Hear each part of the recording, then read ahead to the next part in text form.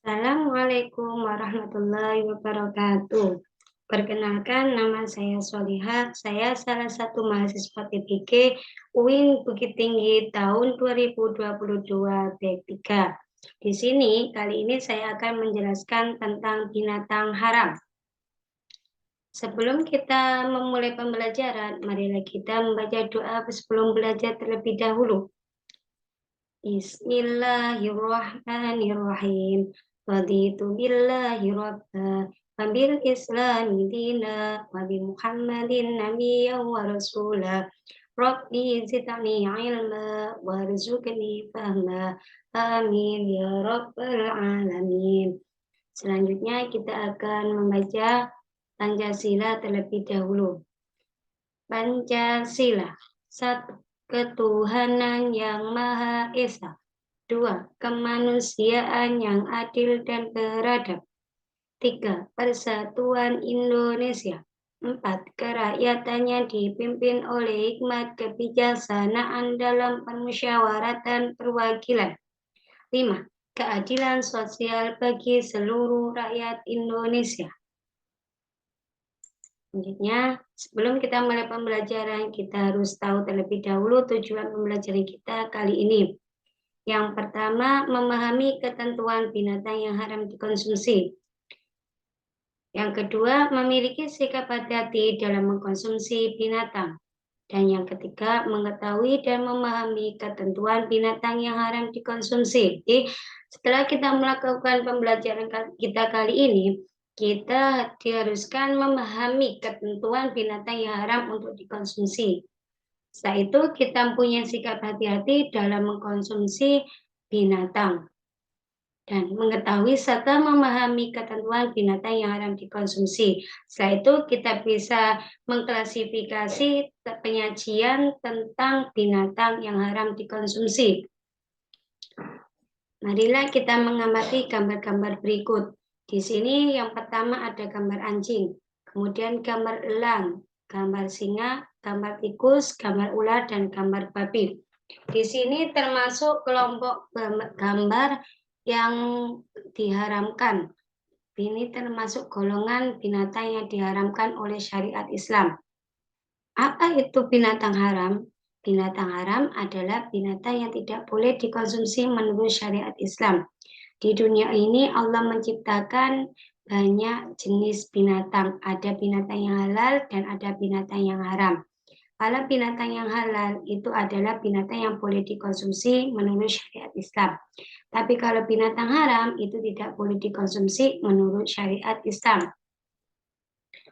Di sini jenis-jenis binatang haram itu dibagi menjadi dua. Yang pertama, haram karena binatangnya sendiri. Sudah dijelaskan dalam surat Al-Maidah ayat 3. Yang pertama adalah babi. Yang kedua anjing. Babi dan anjing ini diharamkan karena memang dari zatnya sudah haram.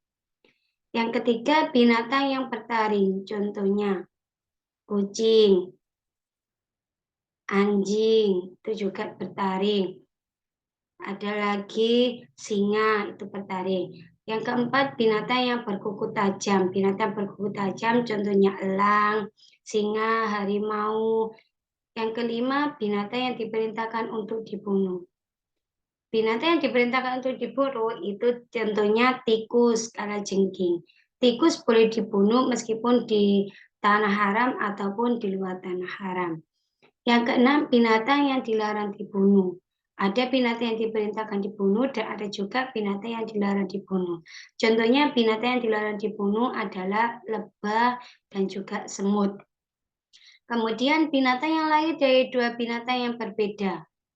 Induknya itu ada yang dari binatang halal dan satunya lagi dari binatang haram. Itu maka anaknya tidak boleh dikonsumsi.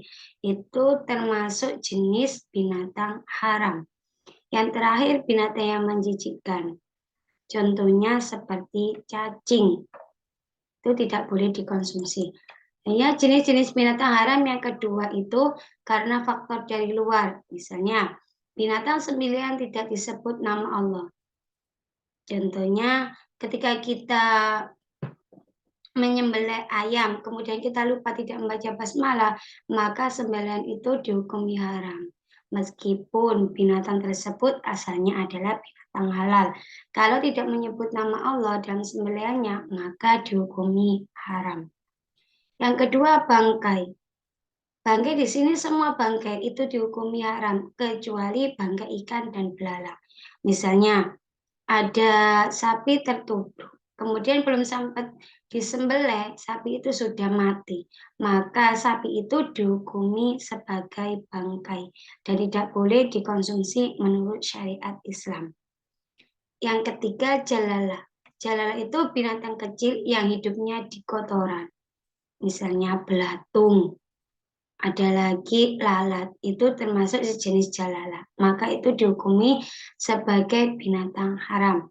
Yang terakhir adalah keledai jinak. Ini adalah jenis-jenis binatang haram yang karena faktor dari luar. Selanjutnya kita mempelajari tentang cara menghindari binatang haram. Yang pertama, kita harus selektif terhadap makanan yang akan dikonsumsi. Kita harus tahu terlebih dahulu, sebelum kita makan, kita harus tahu makanan itu termasuk makanan halalkah atau makanan haram. Yang kedua, kita harus mempelajari dan memahami ajaran Al-Quran dan hadis dengan baik dan benar. Kalau kita mau mempelajari dan memahami ajaran Al-Quran dan hadis dengan benar, maka iman kita menjadi kuat dan mampu menghindari binatang haram. Yang ketiga, meyakini dan memahami bahwa binatang yang haram akan membawa mudarat bagi tubuh kita. Banyak mudarat yang dibawa oleh binatang-binatang haram terhadap tubuh kita. Yang keempat, bergaul dengan orang soleh. Siapa orang soleh itu? Orang yang selalu taat kepada Allah. Imannya kuat. Yang terakhir, tidak menggunakan obat dari binatang haram. Kita tidak boleh secara langsung, misalnya kita punya penyakit gatal, terus kita langsung mengkonsumsi tokek. Tokek itu haram. Tidak boleh. Ada lagi, kita sakit panas, kemudian kita mencari cacing untuk obat kita, itu juga tidak boleh. Kita tidak boleh menggunakan obat dari binatang haram. Kita harus periksa dulu ke dokter. Kalau memang sudah mantap untuk tidak bisa menyembuhkan, alternatif terakhir menggunakan obat tersebut, baru itu boleh. Kalau secara langsung kita sakit panas mencari cacing untuk dikonsumsi, itu tidak boleh, hukumnya haram. Akibat mengkonsumsi binatang haram. Kalau kita mengkonsumsi binatang haram, itu yang pertama dapat merusak organ tubuh kita. Yang kedua, tubuh kita akan terjangkit penyakit baik penyakit jasmani maupun penyakit rohani. Yang ketiga, hidup kita tidak akan berkah. Hidup selalu merasa tidak senang dan juga gelisah. Kita akan sulit menerima kebenaran, serta kita akan mendapatkan murka dari Allah. Dan kalau kita mau mengkonsumsi binatang haram, itu akan mendorong kita akhirnya melakukan perbuatan yang dilarang oleh Allah. Kita akan keterusan mengkonsumsi binatang-binatang haram tersebut kalau kita tidak mau menjauhinya. Kemudian yang terakhir, kalau kita mengkonsumsi binatang haram, itu akan menyebabkan tidak diterimanya amal ibadah kita dan doa kita tidak akan diterima oleh Allah, akan sia-sia saja. Hikmah menghindari mengkonsumsi binatang haram. Kalau kita mau mengkonsumsi tidak menghindari mengkonsumsi binatang haram, yang pertama, diharamkan babi. Kenapa babi diharamkan? Karena di dalamnya mengandung cacing pita yang dapat merusak alat pencernaan.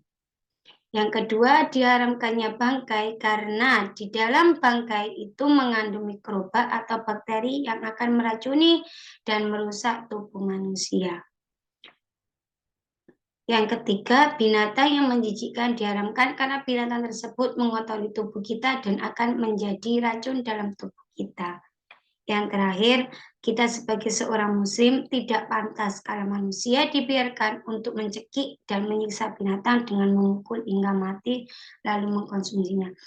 Dari keempat hikmah menghindari mengkonsumsi binatang haram, ini merupakan tanda bahwa Allah itu memperhatikan kita manusia dengan cara melarang mengkonsumsi binatang-binatang haram. Bahwa Islam itu memperhatikan kesehatan umatnya. Sekian dari saya, itu yang bisa saya sampaikan. Assalamualaikum warahmatullahi wabarakatuh.